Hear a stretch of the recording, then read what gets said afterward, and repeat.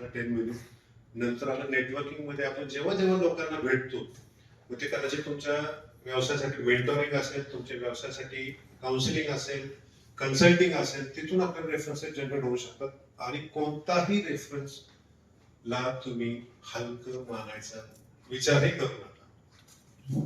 इनेवर म्हणजे आम्हाला बराचसे सीएसटी सांगितलं की आरजीबी मध्ये कराड चॅप्टरच्या चेअरमनने अनाऊन्स केलं की कदाचित मागच्या 1-1.5 वर्षापूर्वी मी त्याला रेफरन्स दिला होता बोलता की अरे हा माणसा तुझ्याकडे जे मटेरियल ते लागू शकतं आणि ते त्याचं रॉ मटेरियल होतं. रॉ मटेरियल म्हणण्यापेक्षा वेस्टेज होतं, राईट.